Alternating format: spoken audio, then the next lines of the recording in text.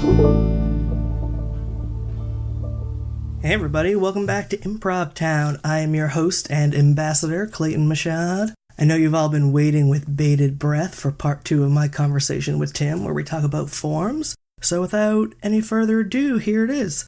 Also, if you're listening to this on SoundCloud, please subscribe wherever you listen to podcasts. And we still don't have enough reviews to have a review on iTunes, so if you appreciate this podcast, I'd really appreciate it if you could give us a 5-star review. All right, thanks a lot.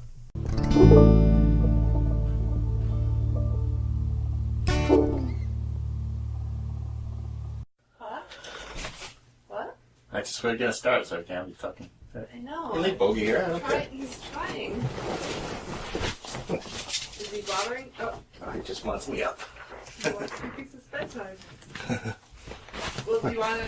Sorry, guys. Do you want me to bring him up here? No, just shut it. Bogey's fine. He's not going to do anything. Alright. I'm going to shut it. Okay. Do you want to do that? Yeah, that's really nice. All right, we're back with a special guest.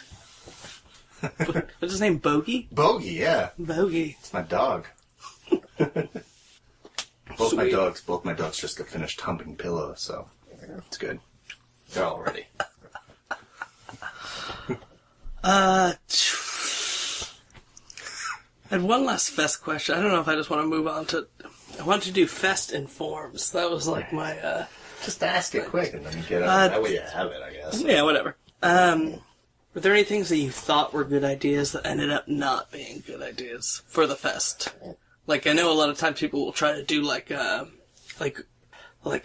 group daytime adventure interaction things, or... Actually, that kind of thing is something I've wanted to kind of do. Some kind of group community thing. But with the workshops and stuff, it's just really... That's the thing, is that, right, it's... Yeah. And it's... Our festival, we have a lot of people come for one day, then leave. Because we're like right in the middle of Boston, New York, Connecticut, which most of our groups... Well, I think, from the outside groups, that's at least half, So a lot of them just come for one day and then leave. So they don't really stick around too much to kind of do too many adventurous type of things. Back in the day, it used to happen a little bit more when we first started, I think, because like I'm saying, there weren't as many improv communities around. So the only real chance to kind of bond like that, there were more improv communities. So what have we tried that hasn't really worked? Jeez. I don't know, but there hasn't been too many gimmicky things that we've really, really done. We've had, what we used to do is every year with the fest, we'd have, a theme kind of to it. Like a very vague theme, we didn't really accomplish anything. I think, the first year I really started to run it, it was like a Vegas theme. And so we just had, Vegas stuff up, but we didn't really promote. We didn't really do too much. We had, we spun a roulette wheel. And before every show, and we gave away a prize or something like that. Which I thought was a good idea, because I wanted to give away stuff. I don't know, I just like giving away stuff. I got gifts from local community stores and shops, just trying to promote them. Because I think having the fest is a good way to kind of promote local things too. I wish I could do that better, and I think I've been doing it a little bit better year in, year out. But there haven't been too many things that haven't worked. One thing that was a little tough to do is when we had on a couple of years ago, we could only get the dance studio, AS220, for a performance space. So we brought in our own stage. We got foam boards to cover the dance floor so we wouldn't ruin the dance floor. So we had to spend $500 on all those foam boards, like these things. Well, why don't you just use these? Yeah. So we had to do his children's alphabet foam boards. Yeah. So we had to do that, and then we put a stage, and then we have these what are they called? Can lights or whatever. So it came out not that bad, but I just don't think it was a great space to perform, you know what I mean? So I think one of those things, trying too hard to get that second venue for the same location just didn't work out. We weren't able to get the next door that we usually get, so until only one night that year or 2 nights that year. So I think the only thing that I just try not to make things too complicated at this point. So if I think it's a big endeavor or a big project, I personally am saying, is it worth it? It's probably not worth it, right? let's just have a good fest and try not to do something that might not work. I try not to take too many chances. I try to like to have just a good time. This is what it is, a good time. Let's go for it, you know? Yeah. All right, cool. Let's stop talking about festivals and talk about Improv Forms. All right. Is that cool? Got it.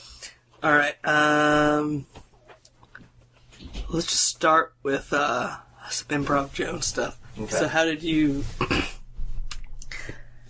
I feel like we're an hour. It's kind of late to go back to introductions. But like, how'd you start performing with Improv Jones? So I started performing with Improv Jones is because after the first Improv Fest, it was a big fest for me, you know? Met my future wife, and then Morrow saw me perform there, and I guess I really stood out to him, so he asked me to audition. They had a few people leaving right after the festival, so he asked me to perform, and I made the cut, started performing with them, and which was just kind of a cool thing. I was the only person at the time to be in multiple improv groups, so I think that was a kind of a cool thing where he reached the olive branch to see with other people, and at the time I was like, oh, if I do this, I'm not going to leave unexpected company.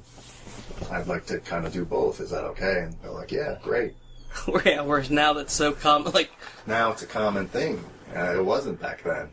I'm positive I was the first one that kind of did it. And then I was in another group in Fall River, which was Out of the Gutter, who are now the Portuguese kids. I've never heard of them. I lived in Fall River for multiple years when I went to UMass Dartmouth. So, yeah, Out of the Gutter, they were just starting. They're better, you know, they do Portuguese Kids right now, which is really famous on YouTube, and they travel all through the country. Improv or sketch? Like sketch. They do like a Portuguese Americana thing, so it's really kind of, they focused on the Portuguese thing, which really kind of went off. And their improv was kind of a mixture. Their shows were like kind of a mixture of improv and sketch, Portuguese kind of Americana thing. I'm not Portuguese, so I didn't fit in for a lot of the stuff. So, but it was a lot of fun doing that too. So I do that as well. So after Improv Jones, I started performing then. It was a little rough to get on Improv Jones because I think to kind of get accepted into Improv Jones felt like I belonged there. At the time, so they had been around for like already a decade. Yeah, they've already been, 12 years, 13 years or something like that. And I was just joining in, so at that time, once I started doing improv, I was pretty funny. You know, I was pretty good, but I got the idea of improv, but I really wasn't a good improviser. You know, I was getting away on a lot of stupid stuff. Who is in it that's still in it now? In Improv Jones? Yeah. Mauro Hantman and Casey Seymour Kim. Yeah. Okay, so no Dave Rabinow, no. Dave came next from the group that's still there now. And then, is it Dave next? Yeah. Then Melissa, I believe. Or the other way around. Yeah, Melissa, then Dave, I think. I can't quite remember. I think Dave took a class first. So it's kind of, I can't quite remember. But took a class. That's all Dave needs. No, all Dave Rabinow needs is one class. Like Improv Jones Apprentice or something like that. And so we taught like 4 or 5 different people Improv Jones, and they used to guest perform with us. And then Dave was one of them. And Dave was he had his own theater, Elemental Theater Collective, and they do all stuff, so he wasn't really around. But then, I don't know, a year or two later, we needed someone else, so we asked him to join the group. Maura asked him to join the group, and, Dave Ravenel's been kicking it with us ever since. I love Dave Rabinow. Yeah, and Melissa joined probably like maybe 2 years after I joined, I think. Yeah, I kind of got Melissa, and so Melissa Bowler was the second person to kind of mix improv groups because she came to an Improv Jones show. I said we were looking for auditions. What was she in before? She was in just a Providence College group, so Rejects on the Rise. So they had a Providence College group. So one day at Improv Jones, it was me and Christopher Gray, who's now in San Francisco, who's awesome, by the way. It was just me and him. We did a 2-person show, I think for about 5 people. And Melissa was one of them in there, and her and a bunch of the other Rejects on the Rise just started talking to us. And I said, we're having auditions for Unexpected Company, or we need more people for Unexpected Company. come out and join out there. She got involved in that. We only have 18 people, so... No, back then, I think people left at that time. We still had a lot of people. We always had a lot of people. Way too many people. But yeah, we joined back then. And that's when we started performing, I think 2005 or so. Tim is letting his dog out of the basement.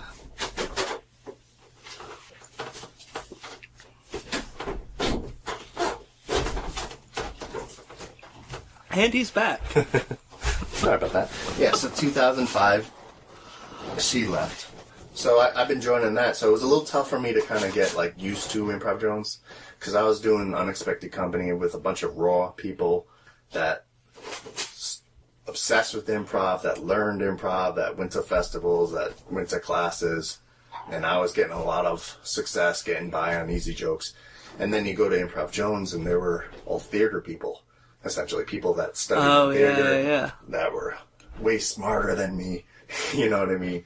But probably not as technically trained in improv, really, as much.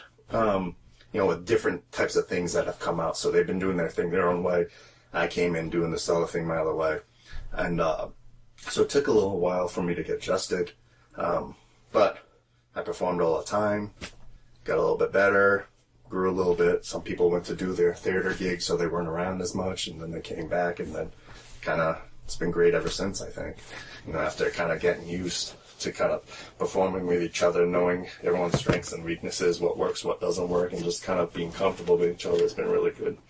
Yeah, so Maura I've been performing with for a super long time. Cool, so you guys have like a lot of, you guys have some of your own forms, right? Yeah, I think we have a lot of forms. And I think they're my favorite forms. And the funny thing is, once I started, 2004 I started, it's 2017 now, we've had one rehearsal in my lifetime. We never rehearse. We barely ever warm up.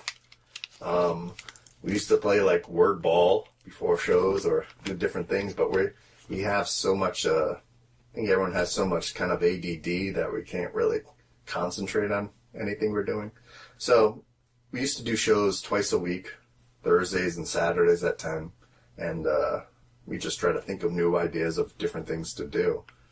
Keep it fresh and keep it boring, because sometimes we'd have we'd have to cancel shows because no one shows up at 10 o'clock on a Thursday night in December in Providence, because it's 10 degrees out, so no one would show up. So we just talk about ideas and stuff like that. You mean you have to cancel... When you said you have to cancel shows because no one showed up, I thought you meant the team. No. I was like, well, That's almost happened a couple of times. We've had one or two people.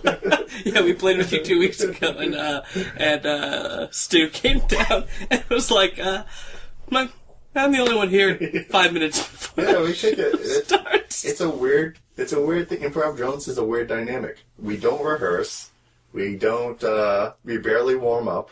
We have some really cool formats, and our shows, I think, are really fun and exciting to watch, I believe, especially if we have a crowd. So, do you think you're able to get away with that because you played together for so long? I think that's part of it, and I think the part of it is like, so Dave Rabinow, Casey Seymour Kim, and Maura Hampton have been doing theater, regular theater, for forever, you know what I mean? All of our improv experience has been like,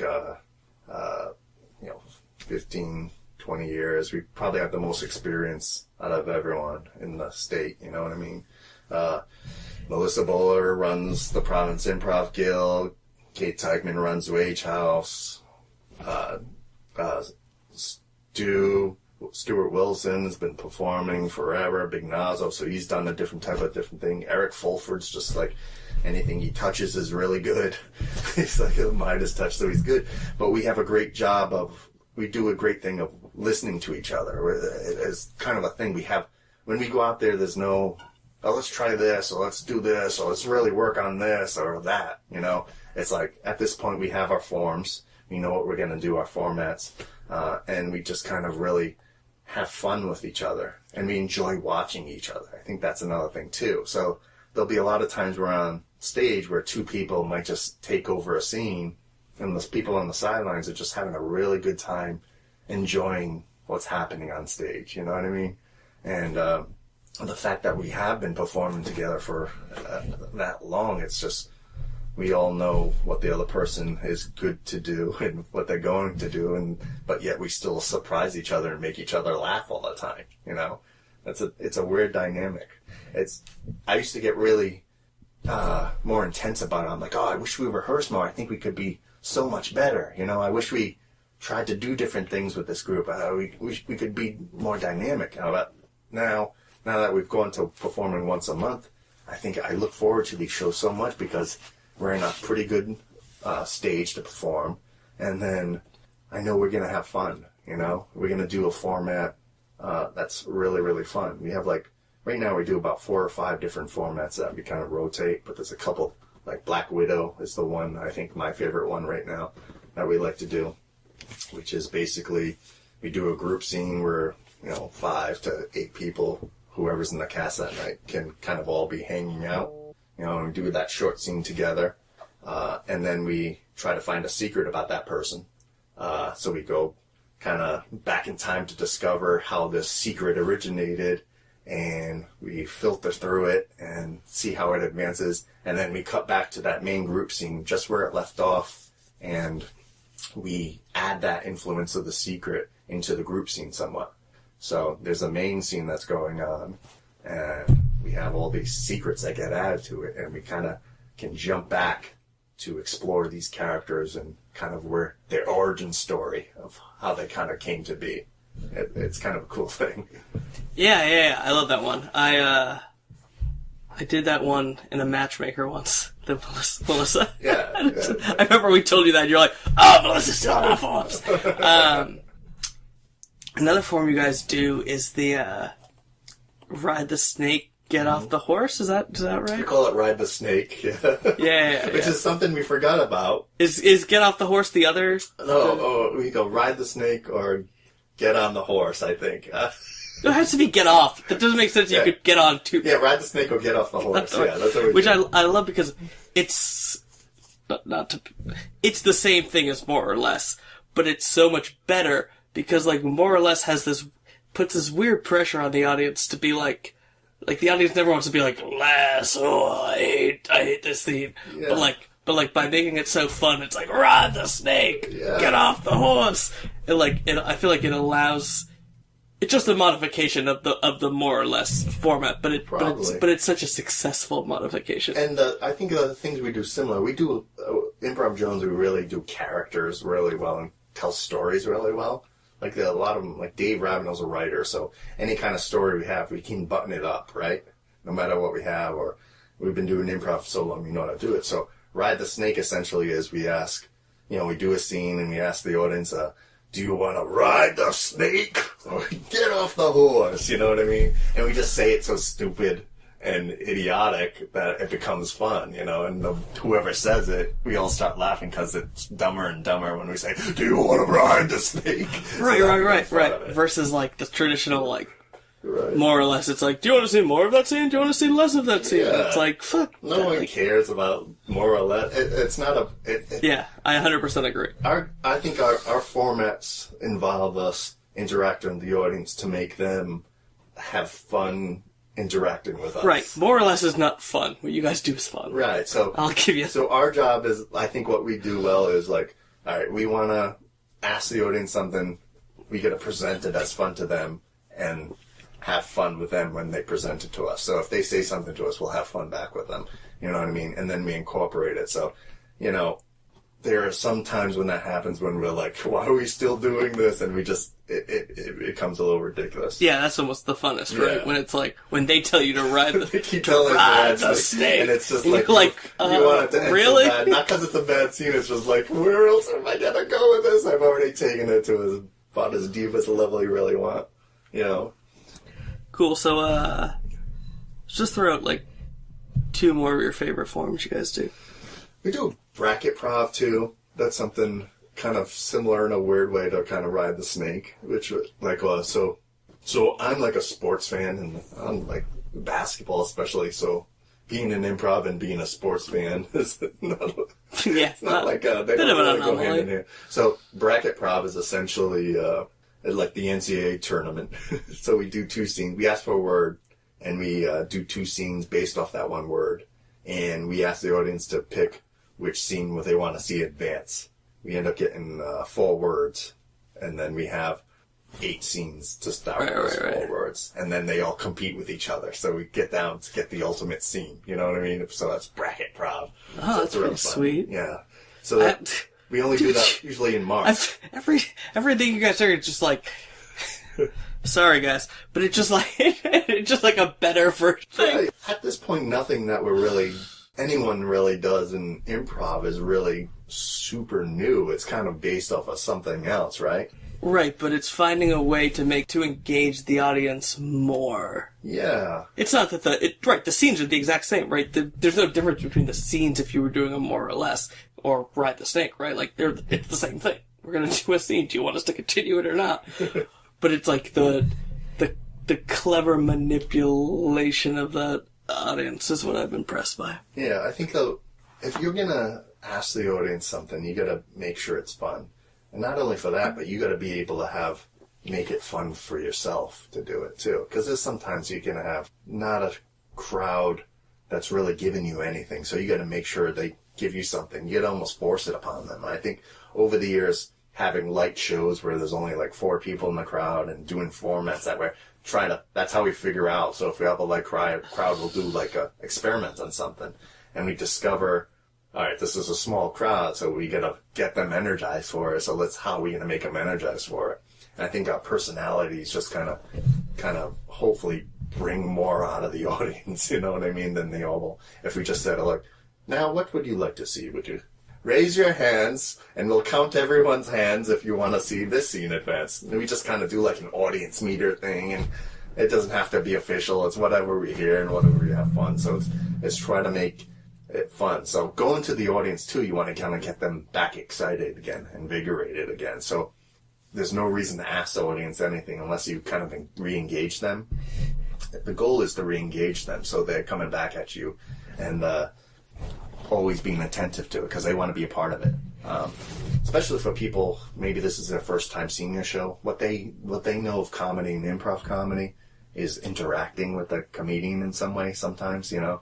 The comedian will kind of go back for them and stand up or something like that, or whose line is it anyway? We'll always ask them for different things and stuff like that.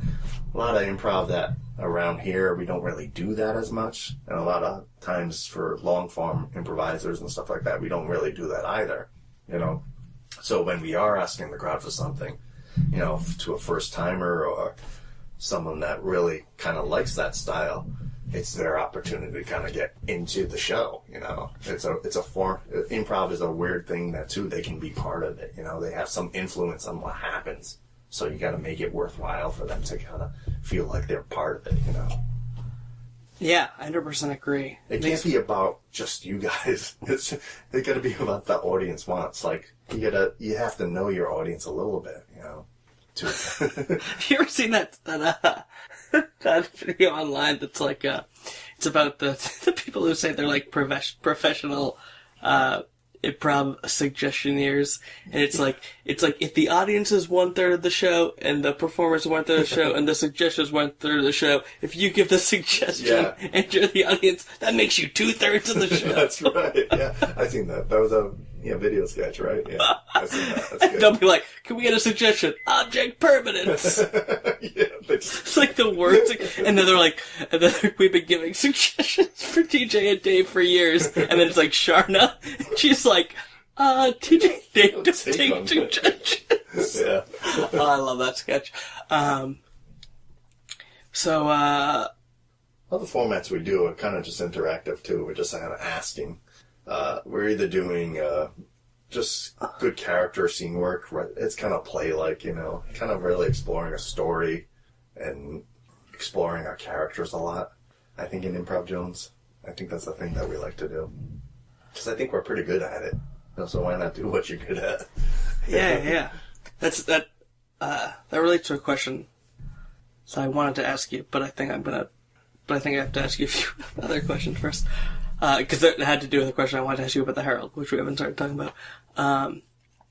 So I was listening to this podcast the other night about improv, and all of a sudden this idea occurred to me of like the idea of thanking the audience for giving you a suggestion. Like if someone says a suggestion, like literally like looking them in the eye and being like, "Thank you for that," which I've never seen done, and it was just this idea that I had. I don't know what I'm saying. What do you know? What do you think of that? What do you think of like if someone, the person who gives you the suggestion, giving them, acknowledging them and saying, "Thanks a lot for." Yeah, of course. Yeah, I think I've seen that before. Hopefully, people do it. A lot of times, I like to kind of have fun with them. You know what I mean? I think at the last Fest show, we were doing a show, Tim Allen show, and we asked for something from the audience, and a woman started talking, and then all of a sudden a guy started chiming in, and so that's a perfect opportunity for me. I started yelling at the guy because he thought it was all about him, and the woman already started speaking. I go, "Stop being a stupid guy." He was just getting his way. So yeah, fun with it, and those are good opportunities to have well-mannered fun and screaming at people when you want to do it. Since we're talking about suggestions, so at PIG, Providence Improv Guild, UCB, it's like take the first suggestion, right? Whereas at some other theaters, they'll take multiple suggestions and then like take the one that inspires the group the most. So I wonder if you have any opinion on that. I like to take the first suggestion. Unless it's vulgar or offensive in any way, obviously. Unless it's dildo factory. Then no. Or if it's, a lot of times, like, we'll ask, for Improv Jones specifically, we'll ask for a lot of suggestions. We're going to get repetitive ones. Like, so, like, sometimes we do that now. Like, Eric usually hosts the shows. Sometimes we'll say, like, what's a secret we don't know about this person besides this person used to be a man or a woman, which is, we've heard that before. Besides the fact they have herpes. Yeah, stuff like that. So we won't take stuff that we get all the time just because, someone else has seen that show and it's not improv, and they'll bring stuff back. They'll say, actually, we just had that one. But if you're taking something like a word you don't know what it's about, I think it's okay to say, what exactly is that? Just kind of investigate a little more. I've never heard that word before. Can you tell me about that? But I think you should take the first one, because if you don't take that, then you're not validating the audience. So why are you asking them that? That's my opinion on it. And if you're not validating the audience, and then, or they might say, oh, they're taking something that's easier for them. They might not appreciate it. Say, why are they asking for multiple suggestions? Yeah, I don't know. Some people do it. And I 100% agree with you. The only thing is, for a second I wanted to say, like, well, shouldn't you be trying to make improv as easy as possible, because that's going to make it funnier. But I don't know that I actually want to pursue that line of argument. I think the worst thing that happens, the most frustrating thing that I see, is people will go and they say, "Can I get a suggestion?" But they'll say, "Can I get a suggestion?" They'll get maybe 5 suggestions, and they'll say, "You know what? I have this idea for a scene." Yeah. And then they'll just do something completely other. You're like, why did you do that? And it's worse than why did you do that? It's like an insult to the end. It's like, well, none of those things were as good as the thing I already had I've seen people do it too. People have been doing it. Some people do it, like, they'll get a suggestion, they'll go, and the person will give the suggestion, they'll be like, nah, what else? Nah, what else? I'm like, no, take that. I'm like, it could be challenging. Like, my only rules is if it's offensive in some kind of way, or if it's something that you get all the time, like something obvious that you get all the time, then don't take it. You know what I mean? Otherwise, if you don't know what it is, ask a question. What is that exactly? Or if you don't know what it is, you don't ask a question. Have fun with not knowing things. Isn't that the inspiration, right? And if you're like, oh, that's not going to be funny if I don't take this or that or whatever, that's not the word's fault. If you're not a good enough improviser to take whatever you got to kind of make something about whatever that word means to you, then what are you doing? You should be able to take anything and make something out of it, because it's not about the word. I've experienced both sides of the argument. Well, actually, I haven't even experienced both sides of the argument because no one even bothers arguing. The people who take the first word don't even bother arguing about it because it just seems like an obvious thing to do. But the people who don't will argue, like, oh, well, the most important thing is being inspired. If you're inspired by something, you'll always do, like, you'll do such a more positive scene. I get that. But it's like, way. Yeah, right. That sounds right, but it's like, shouldn't the thing that inspires you be performing magic out of taking that first word? Shouldn't it be like what inspires me is to do that hard thing? I agree with you. Yeah, like it frustrates me. I'll be like, I've seen people turn down 4 or 5 in a row. I'm like, what are you doing? Because it starts to get me irritated. I'm like, this makes me look bad. This makes all of us look bad. Take the first one. It also then it lends itself to like, oh well, if we all have to be inspired, then even if I like it, then I have to look at you and be like, do you like it? And then it's like, group meeting after then we have a fucking group meeting. It's like, it doesn't make sense. It doesn't make sense to me that way you do that. But I can see the reasoning for it if you're looking for something particular of some kind of thematically or something. If you're doing some kind of thing like that, yeah, I can understand it. But for me, it's not it. Okay, let's go back to some form. So this is probably like a redundant rhetorical question, but how important do you think forms are as opposed to like just doing a montage? I think there's different things because form can kind of give you a nice idea of how you want to structure everything, but form can get so much in your head. So I think to a lot of people where they're just worried about the form and they stop doing improv basics. You know what I mean? Yeah. So I think that's a good thing that like what Improv Jones does is our formats don't have a true end, and when we force an ending or something like that, that's when we get difficulty to it. Like, like we end a story, but like our format isn't. We don't have to end it a certain way. It's just we end up doing it most of the time because we're not thinking about ending it. It doesn't have to complete a story or anything like that. In particular, all the time. But like if you're doing a format and you come up with this great idea and it sounds super great, it's just really tough to do. And if you mess up here, it becomes a struggle, and you're just not doing basic improv. You're worrying about, all right, I got to set this up to set up over there, and then you're worried about it. But if you have a format, which if you're a good improviser and you're doing a montage of scenes that maybe kind of create this kind of story, and you go with that story because it's a progressing kind of character development, a story development, and it goes in that direction, and a nice little narrative, then you take it that place. You know what I mean? My favorite ideas for structures are very loosely based. You have these ideas for a structure, but don't follow them to the T. You know what I mean? You have beginning, middle, end, or wherever you want to go. But if the structure is the thing that's you're worried about, you're in trouble. You know what I mean? Yeah, that's one of the things I love about Largemouth Bass, which is the musical group that we've done together a few times. Which is that we always end up doing a narrative story. But that's not a rule. It's not the goal set out, right? At all, right? That's not the goal set out. But if you set it out, right? If you set it out, that's different. But it always ends up happening, right. Even though it could just be a total montage, but yet it always ends up being a story. You're so worried about trying to make it this button point. I mean, it's great if you do that, and if you do that, great. But to really get your forms down, you need a couple things. You need to work with the cast, or work with people you've been working with a long time, I think, right? You need to really kind of rehearse this form and really know the structure of the form, and you got to do it a bunch of times and whatever rehearsal and have confidence it's going to work. Not else like everything has to be perfect for it to work. Because in improvise, the problem with forms too, if you find something beautiful in the middle, like something, this is where we should go, right? And then you're like, I can't, because I got to do this form that we kind of set ourselves up for. You're missing out on the whole beauty of the improv. Right.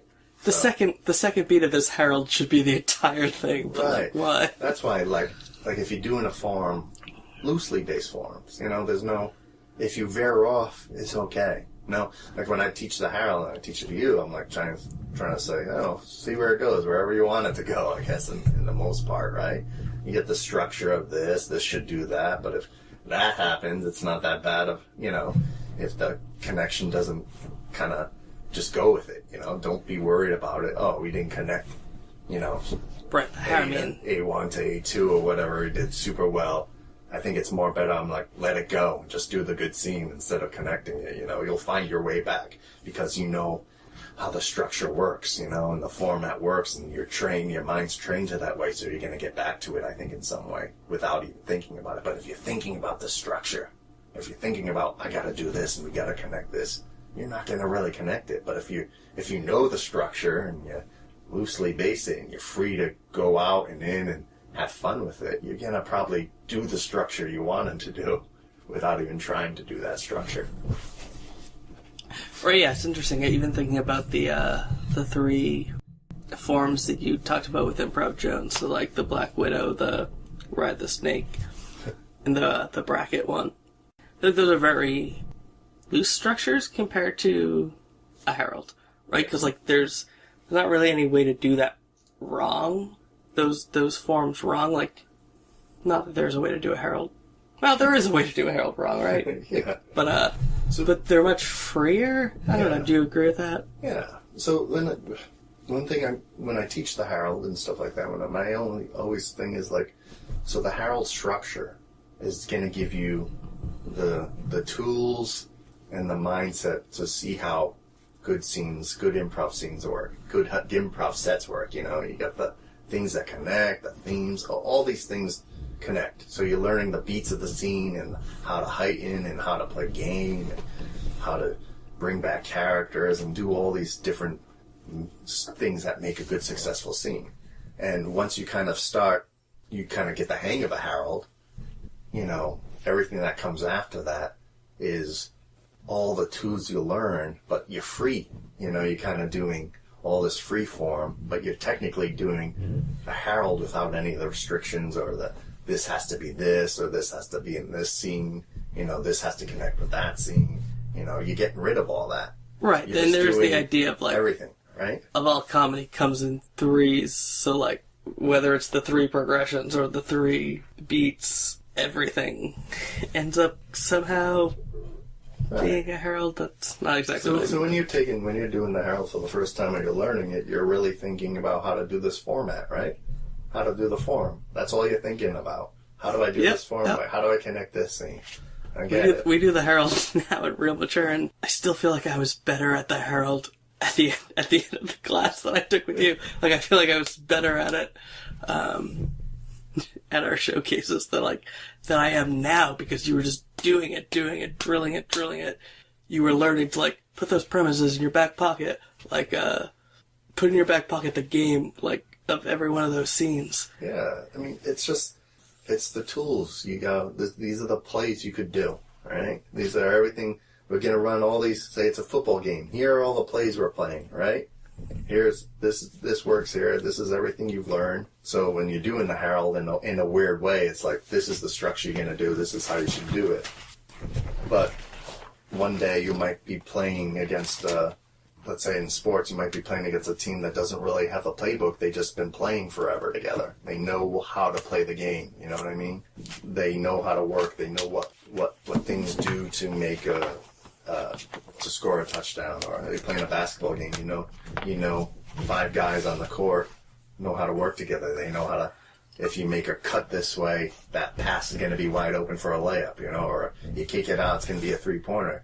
Improv is the same way to me, in my mind. So you learn how to dribble, you learn how to shoot the ball, you learn how to play defense, you know a few plays, you know what works, what doesn't work. So Harold's the same way. You learn all the plays, you learn the structure, you know how the game's played, and then once you know how the game, you play it with your teammates. You play, You play the sport. It's this different. You play the sport of improv and use all those things you learn, and you become better because you're creating a new world a new environment, and you're using all those things that you'll learn to kind of expand on those things and be better and better and get rid of those training wheels. It's kind of the difference between like a prescriptive and a descriptive method. Like if you were going to describe how one plays basketball, right? It'd be like, oh, and then this person goes up for the layup, and this person, I don't know anything about basketball, but this person is there for the rebound and the layup, whatever. But yet, like, all of that knowledge, there are just some people who have been playing basketball together for years. They already knew all the rules. They already knew all the plays, right? So they played the plays at different points, and they know what plays and score baskets. They know what works. They've actually played the game by doing nothing but what the coach called from the sidelines, right? But at some point, your coach is going to get ejected. There's going to be no rules, and you're just going to play, right? You're going to play with your teammates from what you learned, and you're going to know that the person knows what they're doing, right? By playing with them and just enjoying the scene and getting together. You've been doing it together. You've done everything you need to know, and now you're just playing. So do you feel like that the Herald is more of a training tool than a performance piece, if that makes sense? I kind of feel that way, yeah. Because when I do a Herald even now, I've been doing improv for, 15 years or whatever the heck it is, but I still find it, like, if I'm trying to do, like, a Herald with, people that have been doing it for a while or people just new, you kind of stay within the reins of the format, and some people do it a little different, where I feel like it can be a little restrictive in that way. Where if I go out there and I say, let's do some long-form improv, and let's have fun with it, and let's go here, and we'll perform, and see what happens. You can do whatever the hell you want, and you're going to have those connections that you have. You're going to do those beats, probably, right? You're going to call back anything that you need to do. You're going to play the games that you need to do, because these are all in your toolbox from what you learned from the Herald, right? Right. The structure of the Herald. The structure of the Herald tells you everything that kind of makes a good kind of long-form scene work, but it's got a little restrictions on it if you do it, by the book, you know what I mean? The idea of the Herald is you have multiple games, and then those multiple games get heightened multiple times, and then you mix that up with diversity, which are the group games.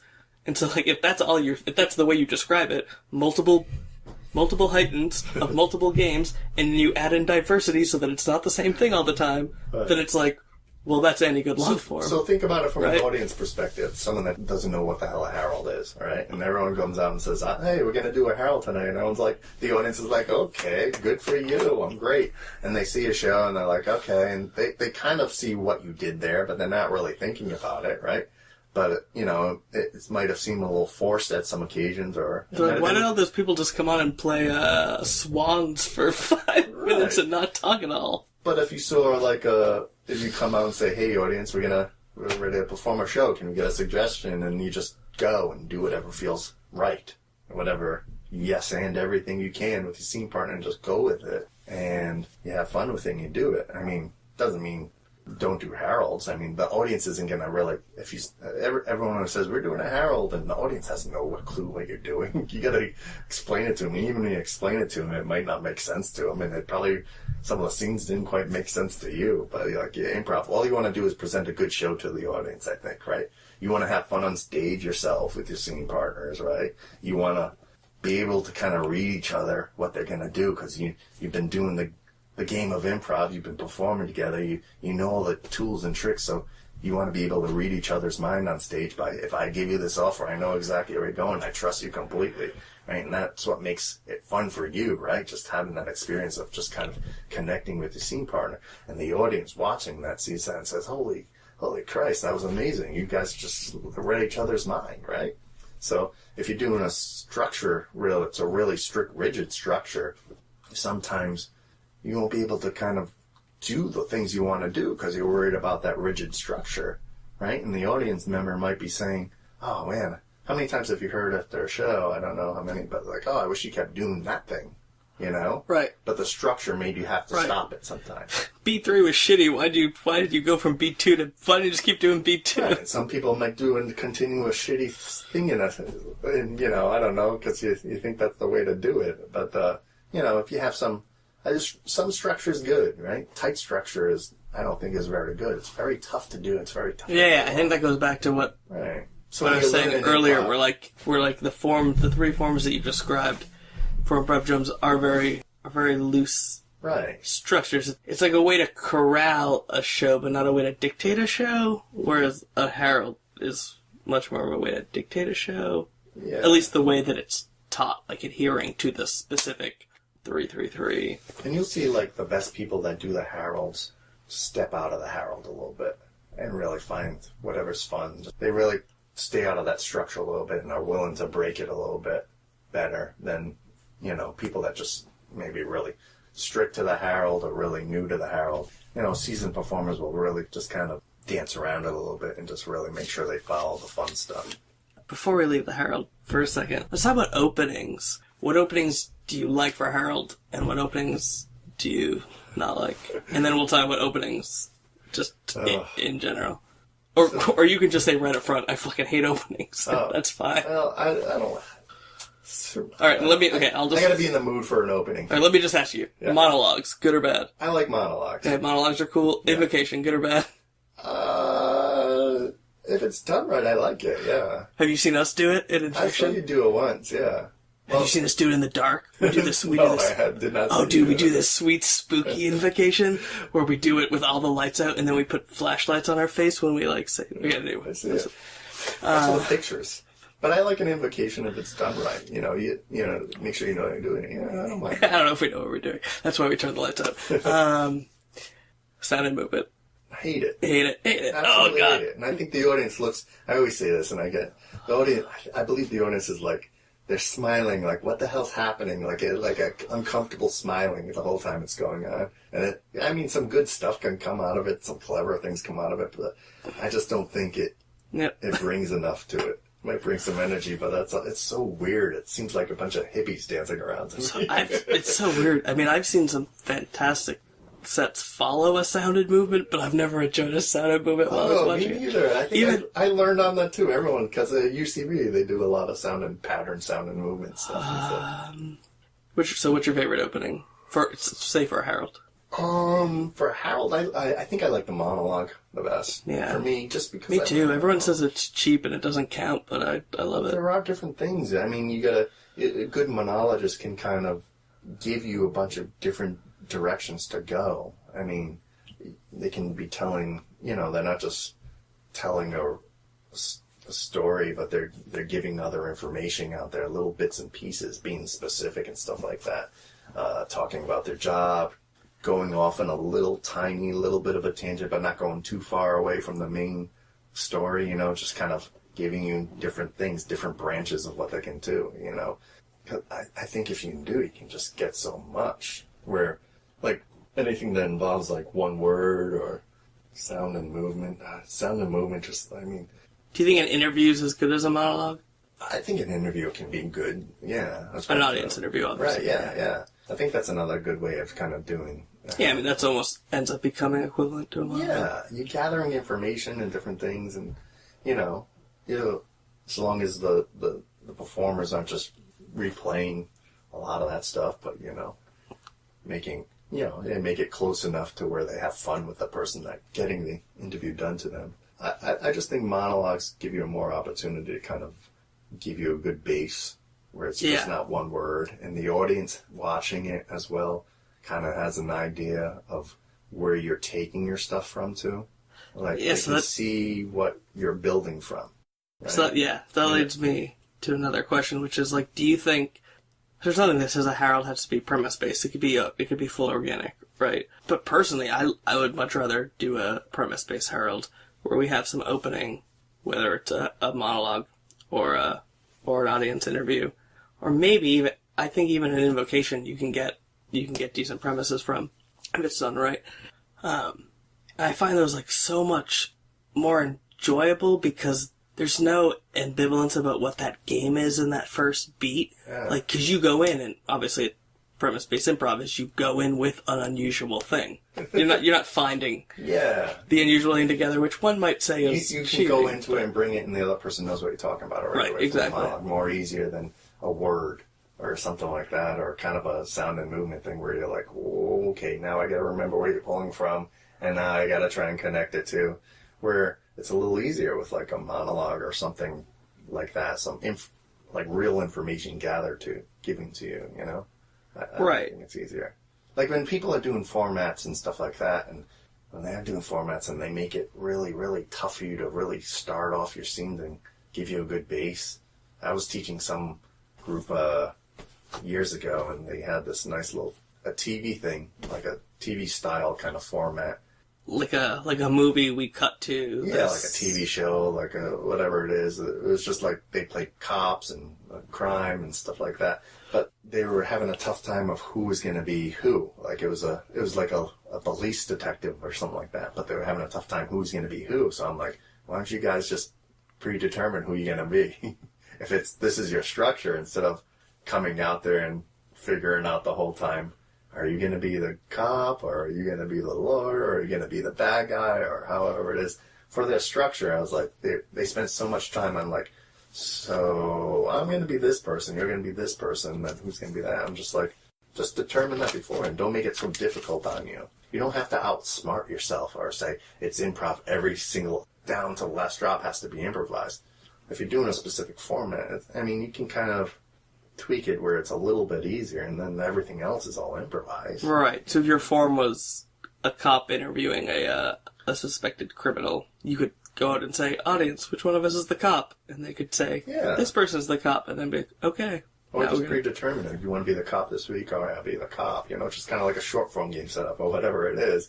And I think it was like a Law and Order thing where there were two cops. One was a good cop, one was a bad cop. There was a bad guy, there was a lawyer, there was this or that. So they had this whole setup, but they didn't know how anything else went. But they had to determine who was going to be who once they stepped on stage. So it took them forever to figure that out. Like, just cut out the guessing. That's an interesting point, because it makes sense when you have a specific form, because if certain people have to be certain people in the form, then it makes sense to figure out who you are, versus, and this might be going on a tangent, but versus like the idea of waiting to let the other person tell you who you are, which would make sense in a fully organic situation where you're like, oh, well, I don't know what this person is initiating, so I'm going to kind of like lay low until I realize what game they're trying to tell me to play. Yeah. But whereas it's like, well, if you already know the game at the scene, then like, why not just say who everyone is? There are some people that do like a soap opera.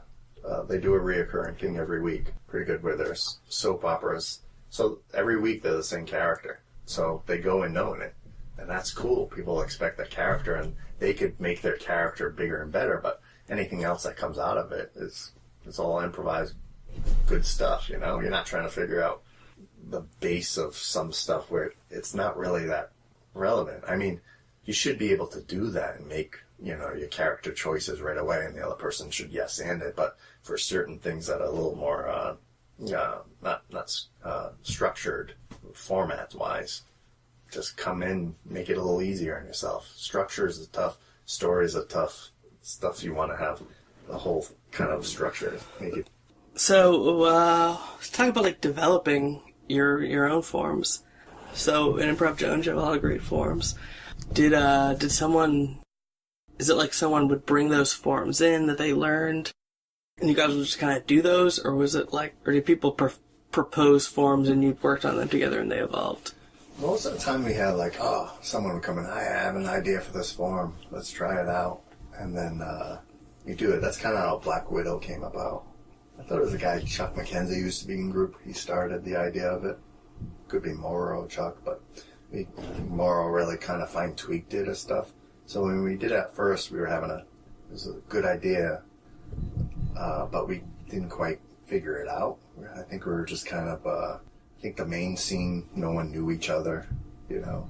People like strangers, so were like really making that a long developing scene, where the main scene for the Black Widow should be a group scene, and we're already really good friends or associates. We have some kind of really strong established relationship right there. we were having a difficult time doing it, but we kept tweaking things the more we did it and said, this doesn't work and this works. But we haven't done that in a while. Most of the time that we kind of tweak things, it's just the presentation of it all. Like how we're going to, like bracket prov was an idea I kind of came up with. And we just kind of tweak that a little bit with how we kind of get the audience to vote on it. We used to do this one called Octopus all the time. They're really named weird for the most part, is because usually if we do that format for the first time, we'll have the audience name it. Like Arbor Days is one. There's another one. So Arbor Days is very basic. It's just we ask how many, between a number of 10 and like 25 or whatever we want to do. How many scenes do you want us to do tonight? So that's what Arbor Days is.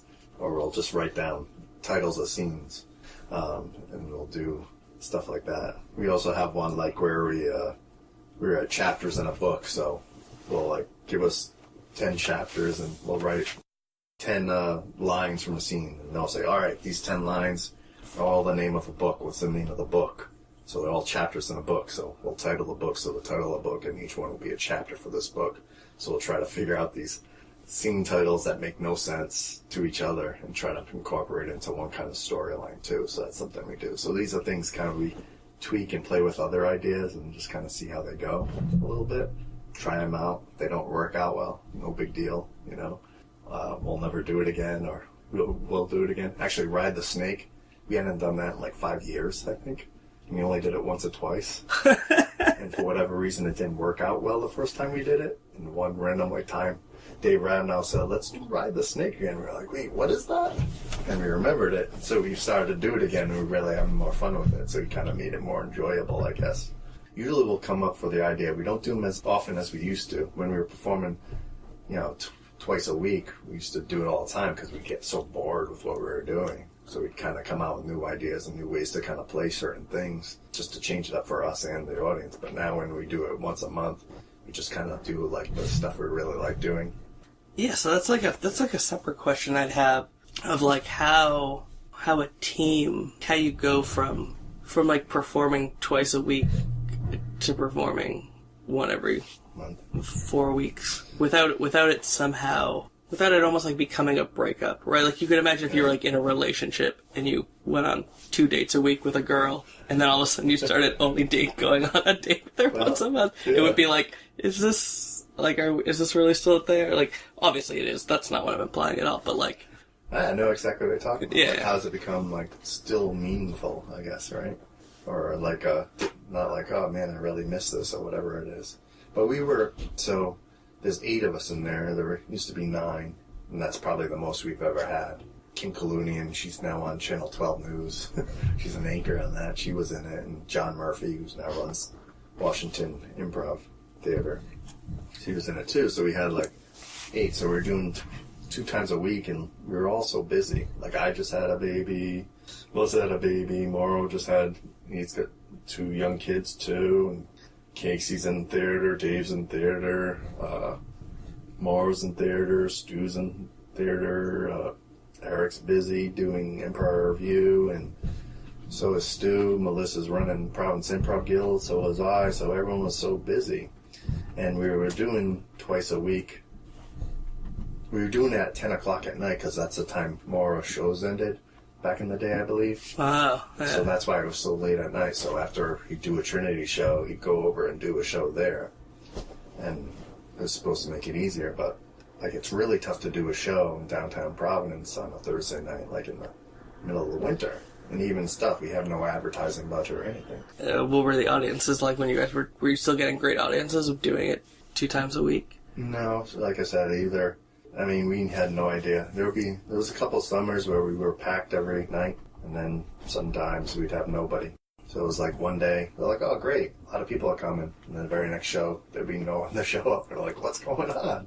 You're competing with everything, and it's just word of mouth essentially. But the theater kind of changed hands where it used to be Perishable Theater, and then it changed back to AS220. AS220's always kind of owned the building and everything like that. But Perishable Theater used to be like a separate thing run out of that. So we used to have like a lay of the theater back then. But when it switched hands, our rent went up too. and then we had to pay more, and we weren't just getting enough, and then we were so busy, so we just said, we don't want to disband it at all. We love doing this, so how do we make it work? So let's do it. Let's do it once a month. Let's see how that goes. You know, just kind of cut it back a little bit. Be honest, since it's going once a month, it's been more enjoyable than it's ever been. So you guys went right from twice a week to once a month? It wasn't like... We went to just Saturdays first, and then we were still so busy, and the rent was still high, and just life was such a busyness for all of us, I think, at that time. Like, you know... Yeah, because you guys don't, like, you're not bringing in new people now, right? Like, you haven't brought in new people in a while, I'm sure. Performers, no. We always get asked. That's what I meant, not audience members, we always obviously. get asked for auditions all the time, and we're like, no, we don't really audition. I mean, it's been 4 or 5 years, I think, since we did it. A long time ago, since Eric, Stu, and Kate joined the group, I believe. So that's the last time we had auditions. But since we went to a month, it's been great, because it's kind of like, it's kind of an event a little bit more now. Not instead of like it's this thing we have to make sure we're there for. And then it would be tough even coming out to perform. You're like, is anyone going to be there tonight? Or why am I going? It's so late, I'm so tired. Or whatever it is. It's just life got in the way, and it just was really tough to do it. And now it's like, oh yes, Improv Jones this week. I can't wait to perform in it. You know, and it literally has been the most fun for me performance-wise lately. And like what I've been doing is like performing at Improv Jones. It's just, I don't know, it's just like getting together with old friends a little bit like that.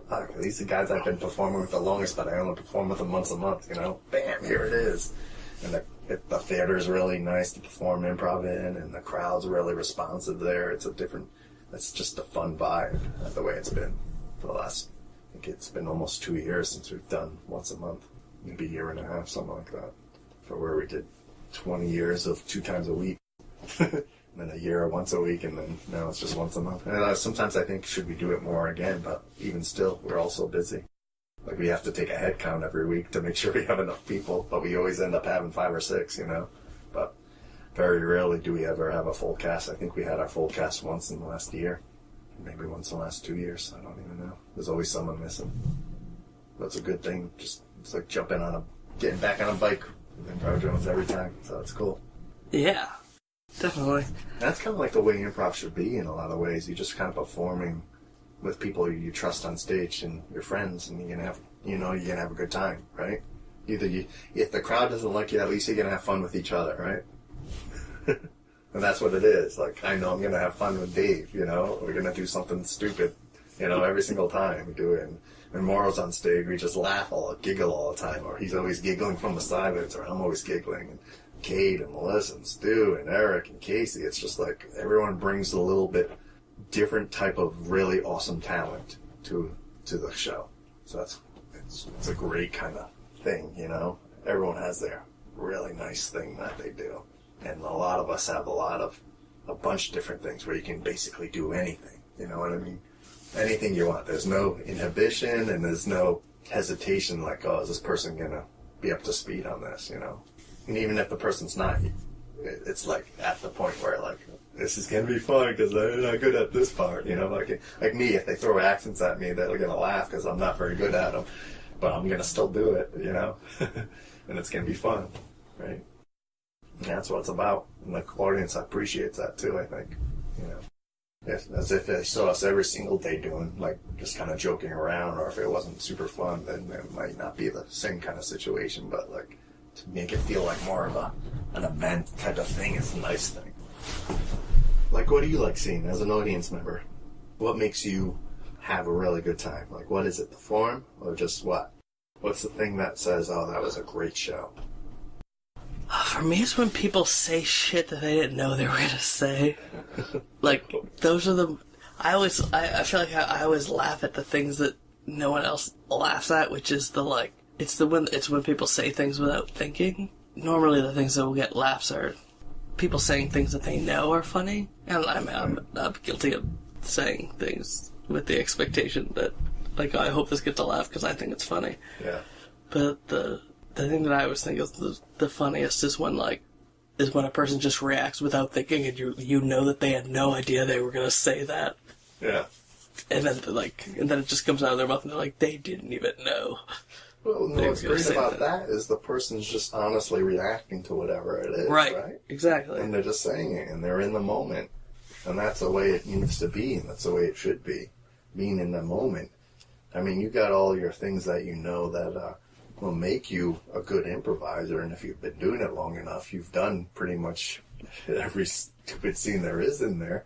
The only thing you can do is react honestly. And the audience watching an improv show the whole time is just watching and listening and waiting for those honest reactions because they're thinking the same thing as you're doing on stage a lot of times. Right. And for you to surprise them makes them great. Or you to think the same way they do is great.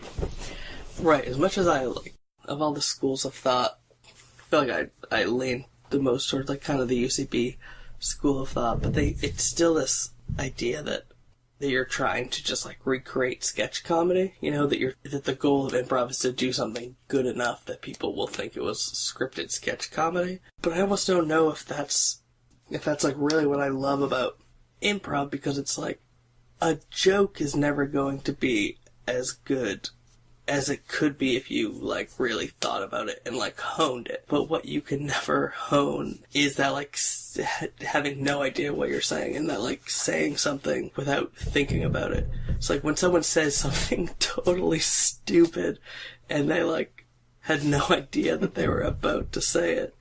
Yeah. And like, it's like, well, that would never be funny in sketch because like, right. If you pre-planned it, it wouldn't be funny. No, but because it's an honest moment, right? Right. That's what's so great about it. Those honest moments of like when the person just like improv is when you kind of lose it a little bit. Like I'll lose it here and there, like doing an improv scene is probably because of those honest moments of me not thinking I would say what I would say. You know, I'd start laughing because I'm like, what did I just say? You know what I mean? I was doing the show for the musical, and so like the song was, the suggestion for the location was a cruise ship. And so I was singing about how like a ship is like your family, and ended up saying like the lifeboats are your pets. Like, just as a line that made, like, no sense. And, like, I was just like, I literally have no idea I don't know what that means. I don't know why I said it. Because it was like, the captain is your father. The lifeboats are your pets. I was just like, what? I don't know what that means. It was like, no one would put that in a sketch. Yeah, exactly. That wouldn't make sense. But that's what's fun. That's what's... Improv is... only really funny when it's live, too. You can't tape a show and watch it. Like, I stopped watching shows probably after a long, long time ago. Even the shows, I'm like, what an amazing show that was. Oh, the crowd loved it. And I'll go back and watch it. I'm like, yeah. You know, so, maybe if it was better recorded, it might come off better. But who knows? Yeah, Dave Rosowski has one of his... talking about how he has all these great quotes, is that it's like the process is the product. So it's like, it's not the product that is the thing that makes it so great. It's like watching people get to that point. Yeah. And I totally agree with, like, otherwise, what's the point of improv? If the point of improv is just to generate ideas for sketches, right, then it's like, oh, yeah, so then it's just the journey, man. It's like, it's watching the whole thing, the whole thing from nothing, and to see where all the places you can take it. And then the audience perspective of being on that ride with you is what's really cool, and having them just kind of think the same kind of ideas you have, or have an idea of where you're going, but you make it even better, you know, and then where they thought, they're like, oh man, I didn't think of that, or you surprise them even more just coming out of nothing. You know, and the best compliment you can get is just an audience member saying, was that really improvise? You really didn't know anything, you know? Yeah, no, yeah. Best thing when you hear that. I mean, it's cool. All right, sweet. Well, let's wrap this up. All right. We are at 2 hours and 12 minutes. All right. I've never gone 12 minutes this long. Oh, geez, never mind. 2 hours, 12. Ooh. Proud myself.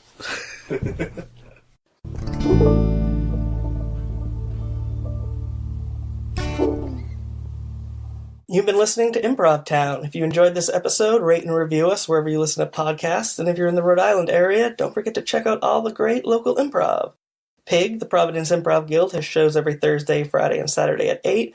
The Contemporary Theater down in Wakefield is currently doing Maestro Improv at 9:30 on Fridays. And the Bit Players do Short Form down in Newport every Friday and Saturday night at the Firehouse Theater, and that's BYOB, so that's always fun.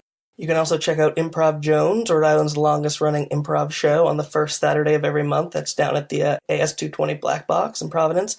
Last but not least, there's a new improv theater in town, Wage House, which has shows every Friday night at 8 in Pawtucket. And many of these theaters also offer great improv classes, so don't forget to check those out as well. I'm sure Google can help you find everything you need. See you next time.